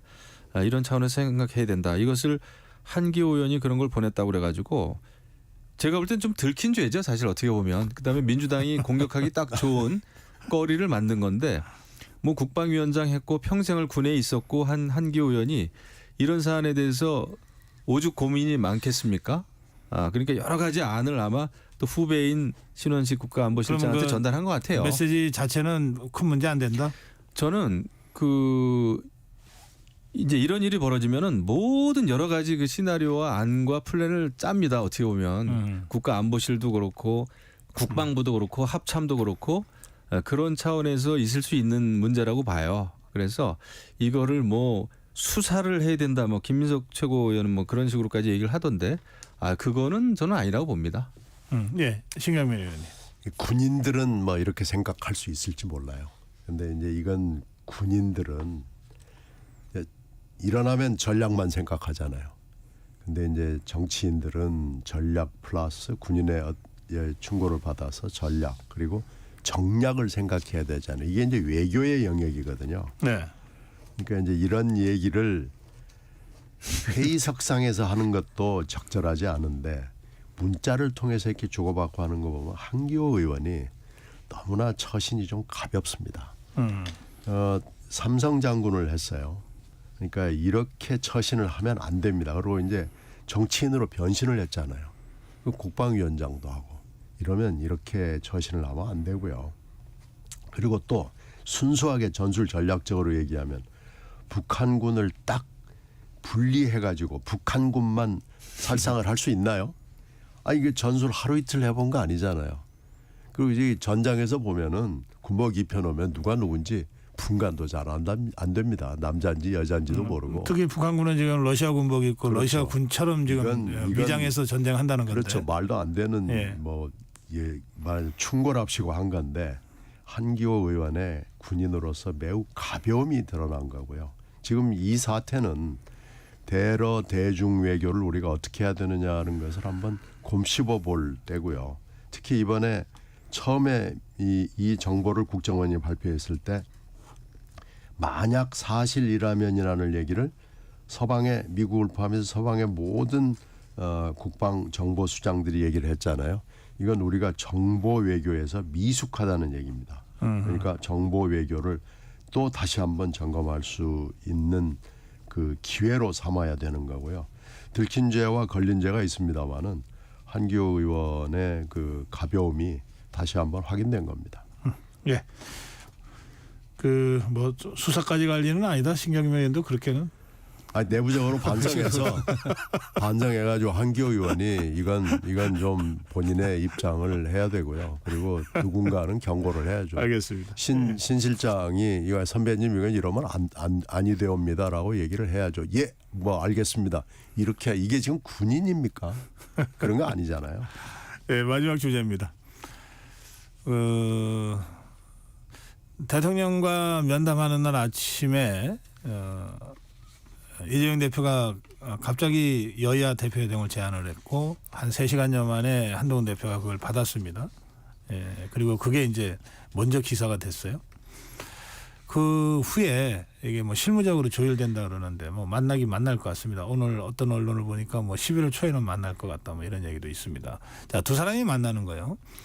이게 한동훈 대표는 면담 후폭풍으로 당내에서 이런저런 논란 속에 있고 또 이재명 대표는 1심 재판 선고를 2개나 앞두고 있는 시점에서 두 사람이 만나게 되는 것인데 어떻게 그 의미를 보시는지요? 또 어떻게 그 진행될 거라고 예상하시는지요? 신경민 의원님. 일단 11월 초라고들 예측을 하는데 이건 좀 가봐야 될 것 같고요. 상황이 뭐 하루하루 급변하고 있기 때문에 이걸 아무도 예측을 못할 것 같아요. 이건 이 정도 되면은 신의 영역에 아닌가 싶을 정도로 오늘 밤에라도 번개가 있을 수도 있다. 뭐 만날 수도 있지만 못 만날 수도 있고 그래요. 아예 못 만날 수도 있고 잘 모르겠어요. 네. 그리고 지금 현재 이 한 대표가 하는 거 보면 이재명 대표를 인간적으로는 신뢰하지 않지만 나는 대표로서는 인정을 하겠다. 뭐 이런 스탠스를 갖고 있는 것 같아요.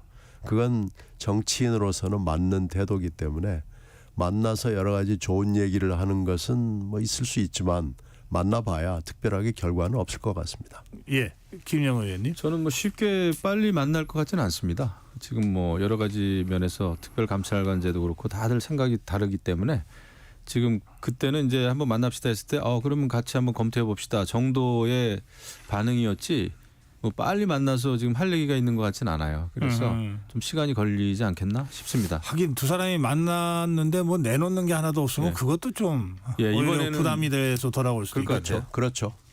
특별하게 결과물을 아무것도 못 내놓는다면 두 사람 다에게 모두 정치적 부담이 됩니다. 또 지금 상황은 또 그런 상황이다. 이런 말씀이시죠? 제가 봐도 그리고 이제 그 대통령과의 회담이 별로 안 좋았기 때문에 이 상황에서 야당 대표를 만난다는 것도 편치는 않을 거예요. 물론 그 딱 연계해서 생각할 일은 아니지만 한동훈 대표로서도 부담은 좀 있겠죠. 양쪽 다 뭐 다른 의미에서 좀 부담을 가지면서 11월을 맞게 될 것 같습니다. 오늘 두 분과 함께했습니다. 예, 매주 월요일 보내드리는 품격 토론이었습니다. 김영전 의원 수고하셨습니다. 네. 신경민 전 의원 고맙습니다. 네, 고맙습니다. 감사합니다. 네.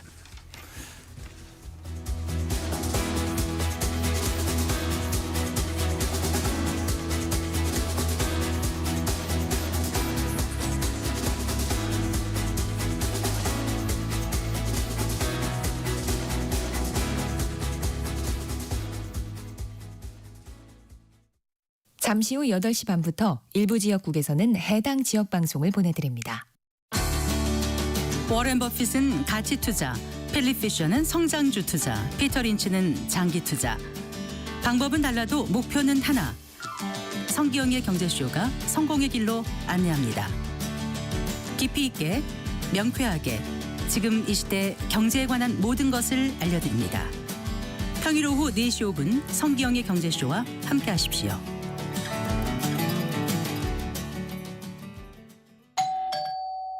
편지 왔습니다.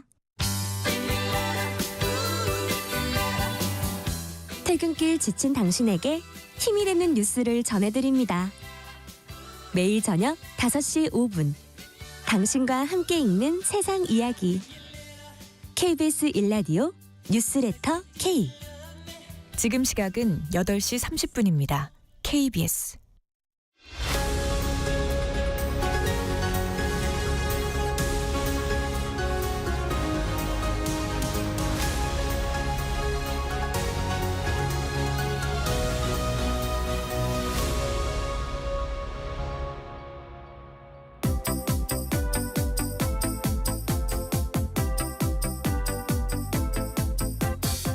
네, 조금 전에 신경민 전 의원, 김영우 전 의원이 이재명 대표와 한동훈 대표가 진짜 만날지 어떨지도 모르겠다. 지금 상황이 그 정도로 지금 아주 급박하게 돌아가고 있다. 이렇게 분석을 해주셨어요. 예, 지금 정말 아침 다르고 저녁 다른 한국의 아주 역동적인 정치 상황이 전개되고 있습니다. 그런 정치 상황을 월요일 아침마다 이번 한 주 어떻게 흘러갈 것 같다라고 전망하고 예상해보는 시간 위클리 정치입니다. 오늘부터 원영섭 변호사와 함께하겠습니다. 예, 변호사님 어서 오세요. 예, 반갑습니다. 원영섭입니다. 네, 조금 전에 우리 품격 토론에서 나왔던 얘기 바로 좀 이어서 좀 말씀해 주시면 좋겠어요. 한동훈 대표와 이재명 대표, 이재명 대표, 한동훈 대표 만나기로 했는데 이번 주에 혹시 만날 것 같습니까? 저는 이번 주에 만난다고 그러면 그거는 굉장히 안 좋은 모양새가 만들어질 것 같아요. 아, 그래요? 예, 왜냐하면 지금 이제 저번 그 대통령과의 면담에서 뭐 좋은 결과를 얻지를 못했는데 예. 결국 만난다 그러면 서로 뭐 웃고 있고 악수하고 좋은 모습으로 사진이 찍힐 수밖에 없는데 지금 그 이재명 대표가 조금 있으면 이제 판결 선고도 앞두고 있고 네. 그런 상황에서 웃으면서 서로 악수하면서 무슨 말을 나눌 수 있을까? 어떤 성과를 내야 되는데 저번에도 사실 뭐 그렇게 성과가 있지는 않았어요.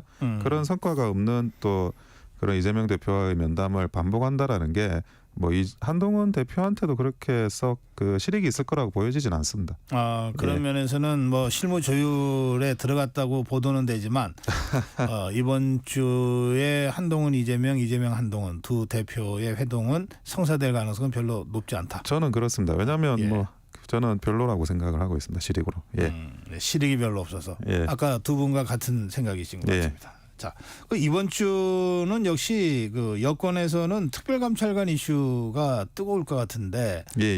이거 어떻게 전망하세요? 아니 그 토론은 많이 하게 될 것 같습니다. 왜냐하면 네. 북한인권재단하고 특별감찰관 이슈가 그 전에 안 하던 이야기를 갑자기 지금 던진 거거든요. 한동훈 대표가. 그런데 한번 생각을 해보시면 과거에 이제 최상병 제3자 특검 그거 한 2달 갔어요. 그리고 대통령 독대 요청으로 1달 갔습니다. 그런데 이게 특별감찰관이 그러면 최소 1달 간다고 생각해 보면 이 1달 동안 그 이재명 대표의 2개의 선고가 남아 있고 그 네. 선고와 관련해 가지고 여권이 오히려 민주당을 공세로 전환해서 집중적으로 힘을 그 모아야 될 상황에서 특별감찰관 이슈는 내부 분란의 이슈가 많아요. 그러니까 그 한동훈 대표와 원내대표 추경호 대표 사이의 그런 이슈 그리고 친한계와 친윤계의 이슈 이런 내부 분란 이슈를 계속 이렇게 유지를 하게 되는 게 과연 적절한 건지 여권 내에서. 근데 계속 싸우기로 이제는 돼 있는 것 같아요. 이번 주는 열심히 토론할 것 같습니다. 예. 근데 뭐 어떤 분들은 그 표결하면 안 된다라고 하는데 표결을 안 하고 그러면 어떻게 이거를 조기에 그 종결 지을 수 있느냐 이 논란을 그것도 한번 생각을 해봐야 된다는 거예요. 그러니까 표결 안 하고 논란만 계속 반복되고 증폭되면 11월이라는 여권이 어찌 보면 민주당을 상대로 거대 야당을 상대로 반격할 수 있는 그런 아주 절호의 기회를 놓치는 그런 상황이 될 수도 있습니다. 그래서 조기에 이 논란을 종결시키되 그 대신 그러면 가열차게 하자. 그래서 이번 주는 정말 가열찬 토론이 일어날 것 같습니다. 그럼 이번 주 안으로 특별감찰관을 할지 말지를 결정을 하게 될 거다. 그렇게 해야만 우리 국민의힘이나 아니면 여권 전체가 공멸을 막을 수 있는 길이라는 생각입니다. 추경호 원내대표가 국감 끝나고서 의총 소집하겠다고 했거든요. 그럼 그것도 이번 주 아닌가요? 그게 처음에는 이제 11월 1일, 11월 1일 그 의총을 소집한다고 했다가 네. 그 다음 주로 넘긴다고 했다가 확정적이지 않은 것 같아요. 근데 그게 논란은 이제 치열하게 하되 가급적이면 의총을 빨리 열어서 그게 다시 이제 말씀드리지만 이재명 대표의 판결 선고나 이럴 때까지 논란이 전이되지 않도록 원내대표께서 적절히 정무적인 관리를 하실 거라고 봅니다. 예. 조금 전 품격 토론에서는 특별감찰관 문제가 지금 국민의힘 차원에서는 북한인권재단과 연계해서 추진이 되어 왔는데 예. 이게 당론은 아니었다. 그냥 정략적인 결합이었다. 신경민 의원 그렇게 지적을 했어요. 그건 어떻게 보세요? 지금 이게 당론이다 아니다 연계가 이게 추경호 원내대표하고 한동훈 대표의 논쟁 지점이기도 하던데요. 저는 김기현 전 대표가 SNS에 올린 글에 당론이라고 분명히 지적을 하셨거든요. 예. 그러니까 전 당 대표는 당론이라고 분명히 지적하는데 그 이후에 한참 뒤에 다른 분들이 이번에 또 원내 입성하셨던 분들이나 그런 분들이 주축이 돼서 그 옛날에 그게 당론이 아니었다라고 하면 누구 말이 더 신빙성이 있을지. 그걸 당론으로 결정했을 당시의 대표는 당론이라고 그러는데. 그렇죠. 그래서 제가 이 당론이 다 아니다라는 논쟁이 이미 김기현 전 대표가 글을 올렸기 때문에 더 이상 논쟁할 거리도 아니라고 보고 있습니다. 이게 만약에 당론이라면 한동훈 대표는 당론을 바꿔야 되는 상황 아닙니까? 당론 변경 절차가 따로 있습니까? 당에? 보통은 이제 의총에서 결정을 하게 됩니다. 그거는 원내대표가 주재를 하는 의장으로서 주재를 하고 현역 의원들이 일치된 그런 어떤 결정을 만들어 가게 될 것 같습니다. 알겠습니다. 역시 이제 이번 주에 많은 분들이 지켜볼 일정 중에 하나는 국감 마지막 일정, 운영의 일정인 것 같은데요. 이 운영 일정 어떻게 전망하세요? 이게 대통령실에 대한 국감이니까 윤석열 대통령과 김건희 여사에 대한 야권의 집중적인 이제 공세가 예상되는데요. 그게 11월 1일 마지막 날 이제 하더라고요. 그러니까 운영위가 대통령실 금요일로 돼 있죠. 예, 그렇습니다. 그래서 그때 이제 그 전에 갖가지 민주당 입장에서는 당연히 야당이니까 대통령실과 관련한 여러 가지 의혹들이나 이런 부분들을 집중적으로 문제를 삼고 정치적으로 공격을 하게 될 것 같긴 합니다. 근데 저는 또 한편으로는 여권에서도 대통령실도 거기서 잘 대답을 하면 그거는 저는 또 다른 그게 전화위복의 기회가 될 거라고 생각을 해요. 그러니까 실제로 어떤 가짜 뉴스나 이런 공세를 당할 때 대통령실에서 쓸 수 있는 그런 방법들이 그렇게 많지 않습니다. 무슨 말이냐면 어떤 언론의 기사나 아니면 기자를 그게 가짜 뉴스라고 대통령실이 직접 나서서 공격하기가 만만치가 않거든요. 그러니까 언론과 직접 그게 싸우는 게 언론 탄압의 모습도 보일 수 있고 그거는 보이기에 따르면 좀 부담되는 이슈들이 많이 있어요. 그러나 이제 감사를 받는 입장에서는 우리가 사실을 팩트를 지적을 하는 거죠. 그러니까 그 팩트를 지적을 하면 그거를 어떻게 준비하고 잘 이제 대응을 하느냐에 따라서는 그 전에 이런 많은 의혹들이나 이런 것들이 그게 사실은 실체가 없고 다 카드라 아니냐. 그렇게도 또 기회를 잡을 수가 있는 거거든요. 그래서 저는 이게 결국에는 이제 준비의 문제라는 생각을 합니다. 그렇군요. 예. 말씀 듣고 보니까 이제 국회는 여야가 서로 공방을 벌이는데 인사청문회라든지 국정감사에서 정부 쪽에서 총리나 장관들이 나와서 야당의 공세에 제대로 대응을 하면 총리나 장관이 좀 국민적으로 관심을 받는 주목을 끄는 그런 경우들이 종종 있어요. 지금 한덕수 총리도 요즘에는 좀 강하게 대응하시니까 그런 부분이 있으시고 김문수 장관이야 대표적으로 그런 분이시고 지금 이제 국민의힘의 당대표시지만 한동훈 당대표도 지금 그전에 법무부 장관으로서 그런 전례를 통해 가지고 약간 인지도나 스타성을 획득하셨고 그러니까 이게 공격과 방어라는 게 저는 서로가 일진일퇴의 기회가 있는 거라고 보여집니다. 알겠습니다. 자, 그와 별도로 원영수 변호사가 눈여겨보는 마지막 국감 일정이 혹시 어떤 게 있습니까? 저는 그 29일에 한국은행 그 종합감사가 있습니다. 예. 근데 이번에 그 내일이네요. 예, 그렇습니다. 근데 이번에 그 발표가 그 GDP 관련해 가지고 3분기가 0.5% 성장을 예측했다가 0.1% 떨어졌죠. 떨어졌어요. 0.4%나 떨어졌는데 그와 관련해 가지고 그 금리 인하 실기론이 좀 확산이 되고 있어요. 그래요. 예, 그러니까 너무 늦었다는 너무 거죠? 늦었다. 예. 미국 같은 경우에는 이제 좀 일찌감치 그 금리를 인하했는데 왜 한국은행이 금리를 인하를 안 해가지고 3분기가 좀 성장을 못한 거 아니냐 그러는데 근데 어떤 이슈가 있었냐면 집값이 계속 뛰고 있었습니다. 네. 그래서 이제 그 한국은행 입장에서는 여러 가지를 감안해서 부동산 가격 안정화를 위해서 한 거고 그런데 그렇게 좀 늦게 금리를 인하하는 과정에서 실제로 집값이 조금 안정되고 있어요. 아하. 예, 그러니까 한국은행 입장에서는 뭐 그 어떻게 보면 본인들이 금리를 좀 늦게 낮춘 거에 대해서 소개 목적을 달성했다라고도 볼 수 있거든요. 그 이창용 한은 총재가 직접 반박을 하고 나섰더라고요. 예, 직접 말씀하시면서 아니 그 환자를 만들어서 약을 주는 게 맞냐? 환자를 안 만드는 게 맞지. 그런 이제 표현도 쓰셨던데. 근데 저는 이제 그 지금 경제에서 제일 중요한 거는 뭐니 해도 부동산 가격입니다. 안정화시키는 거. 그 부동산 가격이 올라가면 경기 활성화 시켜가지고 벌어놓은 돈도 전부 그냥 인플레 때문에 다 날라가 버리는 거거든요. 그래서 이번 그 윤석열 정부가 부동산 가격을 안정화시킬 수 있는 능력을 가진 정부라는 거는 국민들께 신뢰를 심어주는 게 그게 1순위로 중요하다고 생각을 하고 금리 문제도 뭐 그런 부분에서 감사 때 한국은행에서 대응하지 않을까 싶습니다. 예. 내일을 주목한다는 원영수 변호사의 설명이 있었습니다. 자, 이 북한의 러시아 파병이 이제 현실화됐어요. 정부도 상당히 급박하게 움직이고 있는 것 같은데 우선 시찰단을 나토에 보내죠? 예, 그렇습니다. 지금 그 나토의 그 국정원 1차장을 단장으로 하는 그 종합대표단이 이제 나가게 됩니다. 28일 그러니까 오늘 또 나토에 가가지고 이제 많은 분들 그 회원국들을 상대로 브리핑을 한다고 하는데요. 저는 뭐 그 우리가 아무래도 북한에 대한 정보를 제일 많이 가지고 있으니까 우리가 나토나 그런 우크라이나 쪽에 브리핑을 하는 것도 굉장히 중요한데 결국 전쟁은 우크라이나에서 일어나고 있지 않습니까?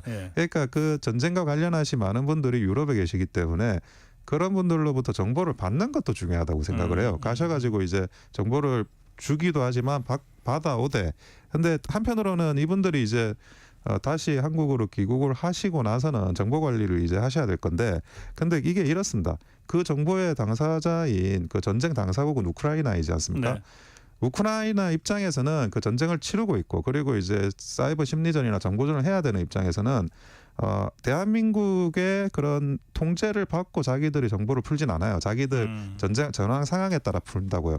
근데 외신을 통해 가지고 전황 상황을 계속 업데이트되는데 마치 정부가 몰랐던 것처럼 상황이 되고 우리가 정보를 너무 통제하다가 그렇게 되면 지금 단계적 대응에서 기업 연속이 3단에서 4단에서 5단으로 빨리 돼야 되는 상황이 발생할 수가 있어요.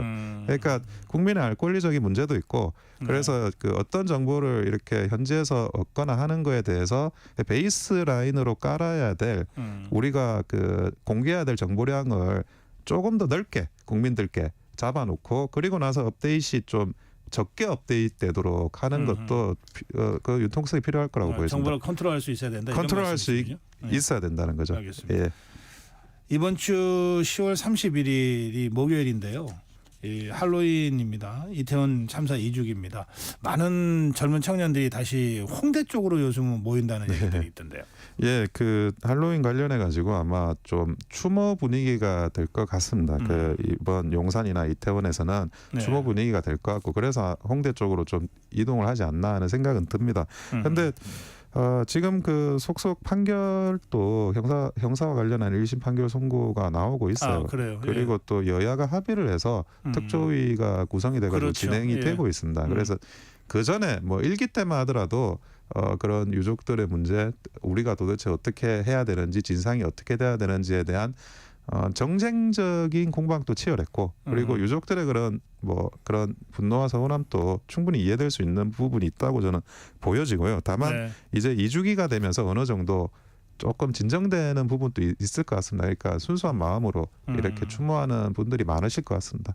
또 많은 청년들이 모이다 보면 또 다른 안전 문제가 발생할 수도 있으니까 이번에는 뭐 빈틈없이 하겠죠. 예. 특별히 치안과 관련해서 질서 유지와 관련해서는 네. 집중하고 있는 걸로 이야기 듣고 있습니다. 네, 위클리 정치 여기서 마무리해야 되겠습니다. 예, 지금까지 원영섭 변호사와 함께했습니다. 고맙습니다. 예, 감사합니다. 네, 전격 시사 듣고 계신 지금 시각 8시 44분입니다. 이 시각 출근길 교통정보입니다. 흐름이 조금씩 나아지는 곳들이 생겨나고 있습니다. 하지만 여전히 쉽지 않은 출근길입니다. 경부고속도로 부산 쪽 한남에서 서초 쪽으로 정체고요. 죽전에서 수원 쪽으로 속도가 떨어지고 있습니다. 경부 동탄터널에서 남사 쪽으로 천천히 가고 있습니다. 서울 쪽을 보니까요. 기흥에서 신갈 분기점 쪽으로 속도를 줄이고 있습니다. 달래내 부근에서 반포 쪽으로 답답합니다. 경인고속도로 서울 방향 부천에서 신월 쪽의 정체 여전합니다. 서울 시내 영등포 고가차도 양방면 전면 통제되고 있습니다. 고가차도 철거 작업 때문인데요. 여파로 경인호와 영등포로 신길로 등이 평소보다 많이 복잡합니다. 경인호 상황 신도림에서 여의도 쪽으로 정체가 극심합니다. KBS 교통정보센터에서 이현입니다.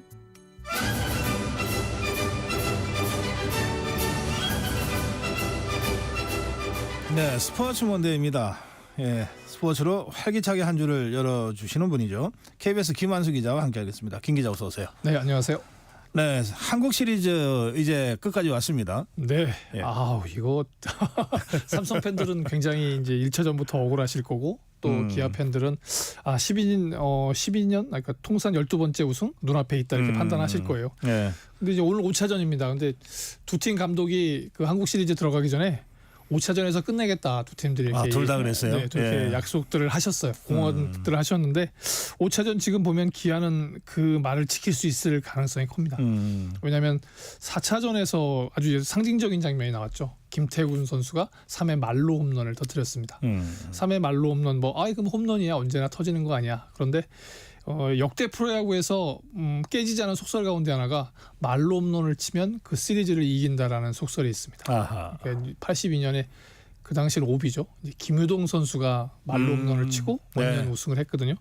그리고 삼성도 그런 기억이 있습니다. 2012년에 최용호 선수 지금 기아에 가 있는 최용호 선수가 말로 홈런을 치고 우승한 적이 있어요. 아하. 그러다 보니까 이거 너무나 한마디로 스토리가 착착 맞아가는 거 아니냐 이런 느낌을 이제 기아 팬들은 받으실 거고 삼성 팬들은 아니야 이번엔 우리가 기록 어차피 깨지려고 있는 거니까 한번 깨볼 거야 이런 느낌. 지금 한국 시리즈가 7번 하는 거죠? 네. 7전, 네. 4선승 4번을 먼저 네. 이기면 이제 기아는 3번을 이겼잖아요. 이겼습니다. 그러니까 오늘 이기면 끝나는 거죠. 끝나는 거. 오늘은 광주에서 하죠. 오늘 광주에서 합니다. 그럼 축제 준비하고 있겠네요. 그리고 상징적인 장면을 또 하나 이제 떠올리게 되죠. 예. 양현종 선수가 지난 2017년에 우승할 때 마지막에 마운드에 있었거든요. 근데 이 선수를 선발 투수로 집어넣습니다. 그러면 아까 말씀드린 것처럼 말로 홈런을 쳤는데 또 우승을 경험한 사실 그 기아가 우승한 그 2009년, 2017년 모두 마운드를 지킨 투수가 있는데 유일하게 남아 있는 선수가 지금 양현종 선수입니다. 그 선수가 올라가게 되니까 기대를 하게 될 거고요. 삼성은 내심 기록을 깨면서 2013년을 다시 한번 떠올리게 하고 싶을 겁니다. 지금하고 상황이 비슷했어요. 두산과의 한국 시리즈였는데 3승 1패로 지고 있었습니다. 그런데 5차전, 6차전, 7차전을 이기면서 완전히 뒤집어 버렸거든요.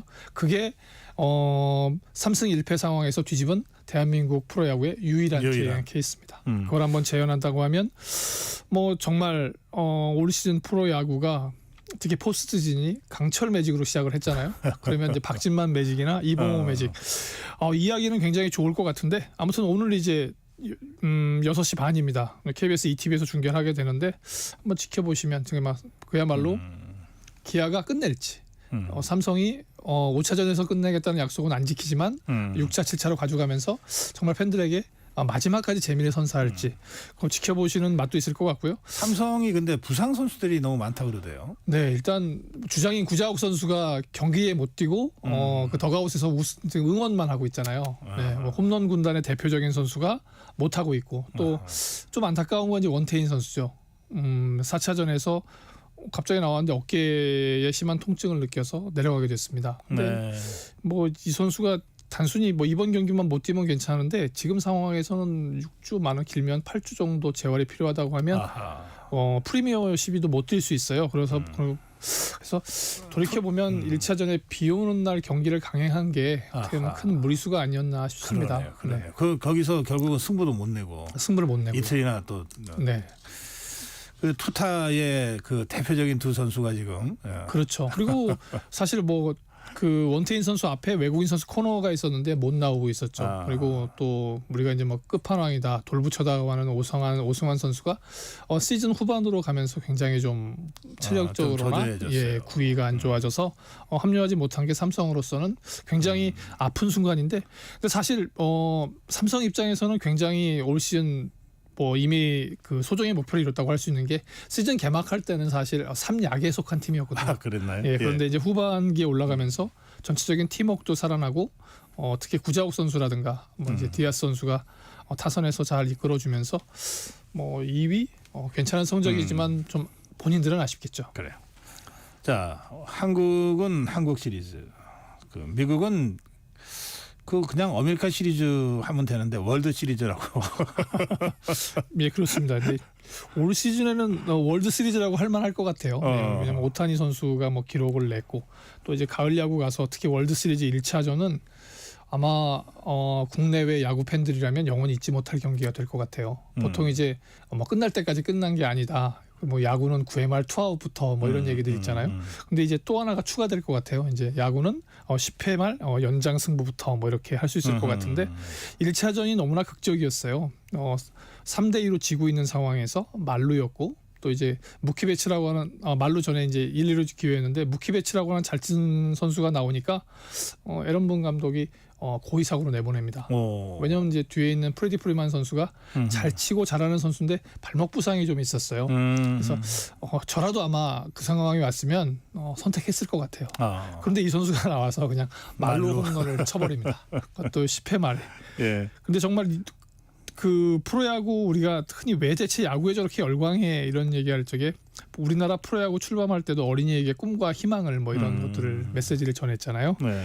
근데 이 프리디 프리만 선수가 인터뷰에서 그런 순간을 5살 때 꿈꿨답니다. 5살 때 꿈꿔온 것을 거의 30년 후에 이루어낸 거죠. 10회 말 끝내기 말로 홈런이라는 그 드라마를 5살 때 꿈꿨다. 예. 그러니까 마지막 순간이 오면 하는 순간인데 그것을 해냈다. 그래서 야 정말 뭐 이야기가 너무나 풍성하게 나오다 보니까 그러네요. 예. 그리고 이제 2차전은 토니 에드먼 선수를 포함해서 계속 홈런을 치면서 왜냐하면 상대가 거의 이제 그야뭐 우리 이제 시쳇말로 멘붕인 상태잖아요. 10회 말에 연장 승부에 지고 말았으니까. 그런 팀을 이제 홈런 3개로 두들겨서 4대2로 승리를 거뒀어요. 그렇게 다 잘 나갈 것 같은데 호사다마였나요? 근데 7회에 오타니 선수가 2루 도루하다가 그만 어깨를 약간 부상을 입었어요. 근데 부상 정도가 심각하지 않다 논란이 계속 있고 문제는 정밀 검사 결과가 탁 나오면 정말 너무나 쉬울 것 같은데 아직 정밀 검사는 안 나왔는데 훈련에는 참여했다라고 그래요. 그래서 이 로버트 감독 입장에서는 오타니 정도의 선수가 훈련을 할 정도면 몸 상태가 나쁘지 않은 것이고 출전 가능성도 있네요. 예, 현재로서는 불투명하지만 내일 3차전에 출전을 하게 된다면 정말 만화 같은 이야기가 계속 되는 겁니다. 이 아무리 월드스타라도 도루할 때는 진짜 몸을 던지잖아요. 네. 그 오타니도 또 아까 삼성의 구자욱도 도루하다가 지금 부상. 맞습니다. 똑같은 자리예요. 2루. 그런 장면들이 그래서 정말 서로 데자뷰 되면서 한국 야구를 보는 재미 또 미국 월드 시리즈를 보는 재미가 솔솔해서 지난 주말은 아마 다들 너무나 흥분하셨을 것 같아요. 그래서 이런 스타들이 몸살이는 거는 바로 팬들한테 그렇죠. 예. 토니 에드먼 선수가 어떤 선수입니까? 예, 그 우리 야구 팬들은 그 지난해 처음으로 저 선수는 국적이 미국인데 한국 대표팀 유니폼을 입었어 한 선수가 있었습니다. 네, 유격수로도 뛰고 내야수로 뛰는 선수인데 토니 에드먼 뭐 아니면 토니 현수 에드먼 현수라는 현수. 그래서 한국계 어머니와 미국계 아버지 사이에서 태어난 선수인데 아까 2차전 시작할 때 2회에 홈런을 포를 터뜨리면서 기선 그 한마디로 그 LA 다저스의 폼을 열었다고 했잖아요. 근데 이 선수가 지난 뉴욕 매치와의 그 이제 리그 챔피언십이죠. 내셔널 리그 챔피언십의 MVP였어요.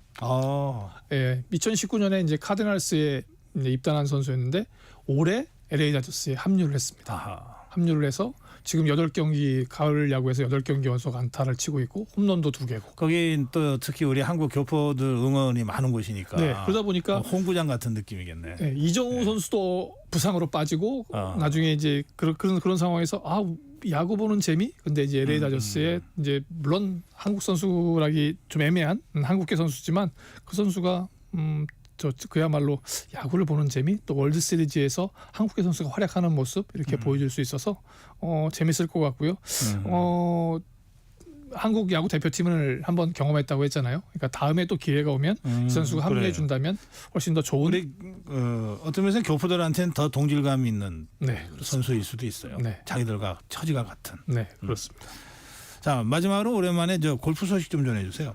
네. 안병훈이 극적인 우승을 국내 무대에서 9년 만에. 네.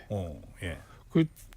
그 파리 올림픽에 출전했던 선수잖아요. 그래서 네. 파리 올림픽에 출전해서 근데 좀 한동안 잊혀지긴 했었죠. 아버지나 어머니의 스토리들은 잘 아시잖아요. 아버지가 안재영, 어머니가 짜오즈민. 그 탁구 커플, 세계적인 탁구 커플의 아들입니다. 네, 근데 이제 한국 프로골프 투어하고 이제 유럽 골프 투어가 공동 주관하는 이제 제네시스 챔피언십이 있었는데 마지막 라운드 18번 홀에서 버디를 잡아서 연장 승부를 가지고 갔어요. 동점으로 따라가서 연장으로 갔구나. 근데 그 상대가 하필이면 김주영 선수입니다. 파리 올림픽에 같이 출전했던 선수.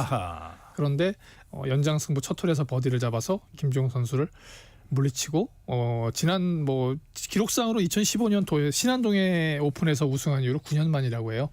그러면서 이제 유럽 투어 이게 이번 유럽 투어도 겸하기 때문에 우리나라에서 우승한 거고 또 유럽 투어에서 우승한 한마디로 그냥 토끼 2마리를 다 잡고 또 내년 출전권까지 획득해서 기대가 되는 선수입니다.